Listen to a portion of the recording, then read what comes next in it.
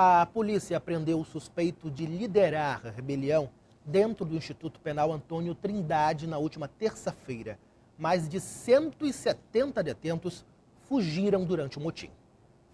Alan de Souza Castimário, de 32 anos, conhecido como Nanico, chegou à delegacia escoltado. Nós tivemos uma informação na tarde de ontem de que um grupo de foragidos do IPAT, da rebelião do IPAT, estaria reunido no Tarumã, nas proximidades ali do ramal do Baiano. Então, como era um grupo relativamente numeroso, nós montamos uma força-tarefa com a ROCAM, com o Canil da Polícia Militar, o Grupo Fera, a Força-Tarefa e policiais da SEAI e conseguimos fechar o cerco e culminou na prisão hoje do Alan Castimário. Ele passou a noite no 18º Distrito Integrado de Polícia, na Zona Norte. O policiamento foi reforçado na delegacia. Isso porque ele é considerado um dos chefes do tráfico de drogas em Manaus. A polícia investiga a participação dele na facção criminosa Família do Norte. A gente ainda está apurando essa informação, mas a princípio sim, ele seria um dos líderes da FDN. Alan teria liderado a rebelião no Instituto Penal Antônio Trindade na última terça-feira. Ele fugiu do presídio durante o motim com mais 175 detentos. E depois das rebeliões na cadeia pública de Manaus e no Instituto Penal Antônio Trindade, parentes voltaram hoje a fazer visitas e levar alimentos aos presos. Na cadeia Raimundo Vidal Pessoa, fila e reclamação. E nós queremos que agilize aí pra gente entrar. Essa revista aí, a gente fica aqui, ó. Nosso sofrimento é aqui, ó.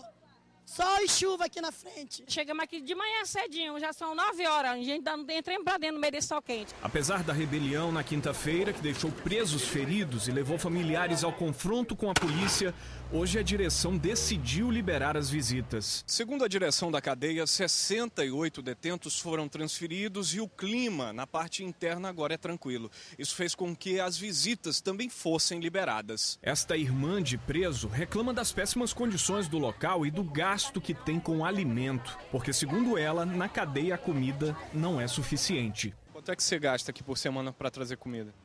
Em torno de uns R$300 para trazer alimentação. A gente traz comida, água, refrigerante, tudo é a gente que traz, né? Governo que paga, não. Já no ramal de acesso ao Instituto Penal Antônio Trindade, na BR-174, a Polícia Militar montou barreira para revistar todos os carros. O objetivo é a gente encontrar droga e armas dentro dos veículos. Depois da rebelião e fuga em massa, colchões ainda estão pendurados na grade. As visitas estão proibidas, mas a entrada de alimentos foi liberada. Eu liguei ontem para cá, né? Aí a visita não vai ter, tá suspensa. Eu não sei para quando que vai ter essa visita.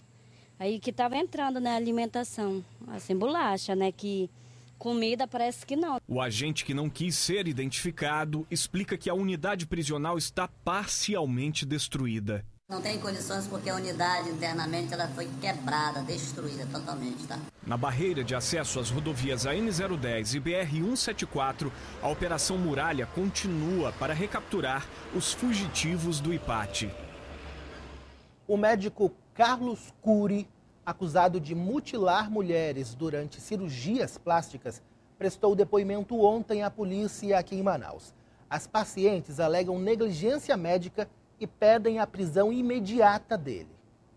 Carlos Jorge Cury é acusado de mutilar várias mulheres ao fazer cirurgias plásticas entre 2010 e 2012. Ele se passava por cirurgião sem ter a especialidade. Nesta sexta-feira, ele prestou depoimento nesta delegacia na Zona Sul da capital. Ele está dizendo que fez as cirurgias e que elas tiveram sucesso e que ele não sabe por quê, que as pessoas estão reclamando. E que ele deu assistência, essa é a posição dele, que deu assistência, essas coisas todas. Há 2 anos o médico é denunciado. Em janeiro deste ano ele teve a prisão preventiva decretada, mas 1 mês depois ele conseguiu na justiça um salvo-conduto que suspendeu a decisão anterior. Hoje ele responde a pelo menos 20 inquéritos por lesão corporal grave. Essas mulheres que preferiram não ser identificadas mostraram as marcas da cirurgia pelo corpo. Desde dezembro de 2011, esta artista plástica sofre com infecções nos seios e abdômen por causa dos procedimentos cirúrgicos. não estava com letreiro na testa do senhor Carlos Cury, que ele era um farsante. As famílias de 3 mulheres ainda acusam Cury de ser responsável pela morte delas. Desde quando a minha mãe fez a cirurgia, ela já saiu ruim do hospital, né? Nós transferimos elas por nossa própria conta e risco, porque ela não conseguia se alimentar. O que ela se alimentava, ou ela vomitava, ou ela tinha diarreia, essas coisas, né? E ela saiu. Um pouco tempo depois ela voltou, né, em outubro, não me recordo muito bem, mas acho que foi por volta do dia 22, 23 de outubro, ela retornou para o hospital e quando foi dia 2 de novembro ela veio a falecer.